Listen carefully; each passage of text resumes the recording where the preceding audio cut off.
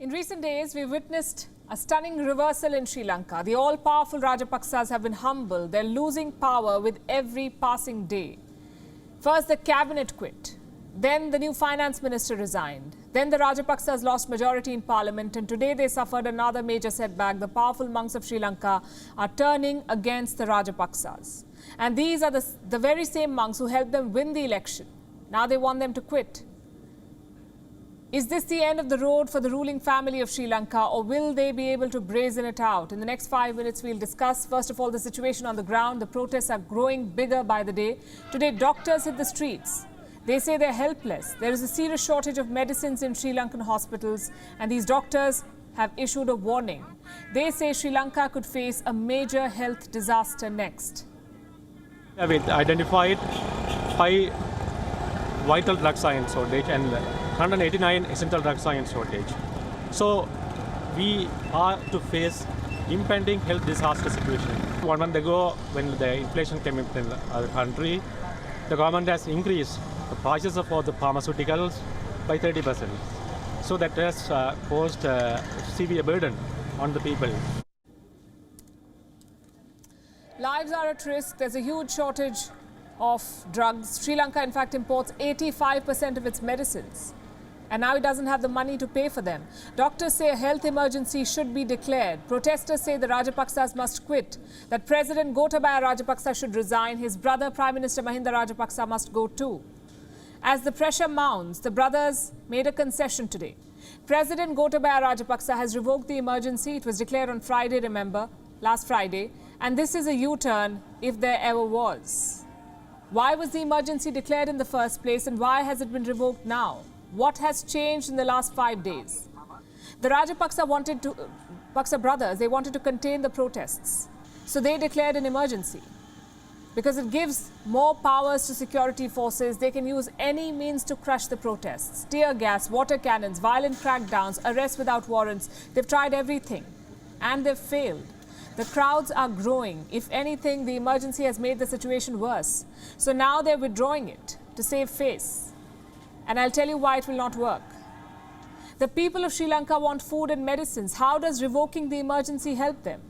Today, the Sri Lankan rupee became the world's worst performing currency. This could have serious consequences. The Sri Lankan parliament met today. The speaker issued a warning.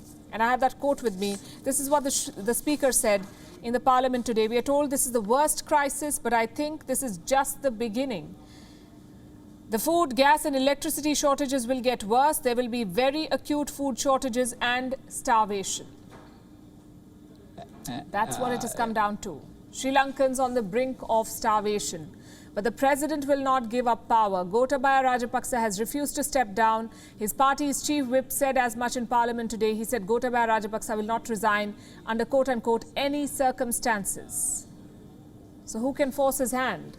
The Buddhist monks of Sri Lanka, a very powerful political group with a lot of influence, they are unhappy and they're spelling it out.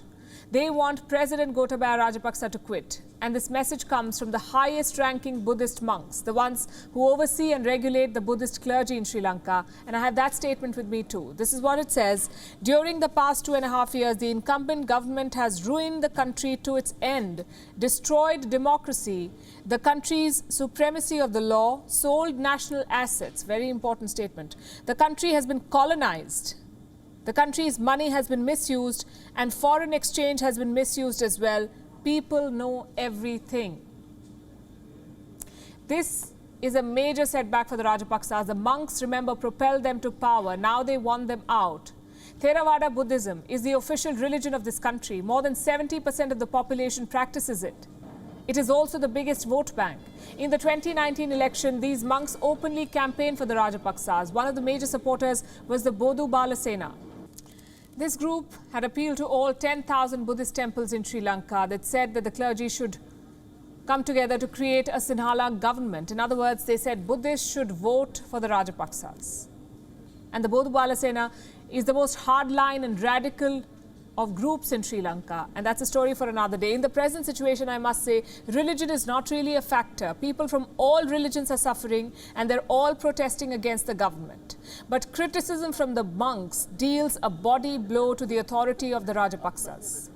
Then we have nuns and priests taking to the streets, 700 of them. They carried out a solidarity march and they too questioned the government. Our corrupt leaders must be sensitive to the cry of the people now.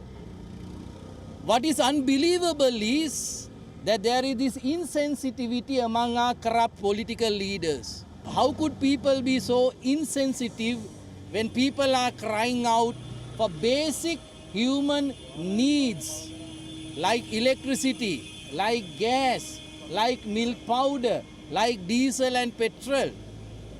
This insensitivity must be crushed. So for how long can the Rajapaksas ignore such appeals? How long can they continue in office? They neither have the numbers nor popular support. This is a minority government presiding over a humanitarian crisis, struggling to stay in power and losing its grip every day. WION is now available in your country. Download the app now and get all the news on the move.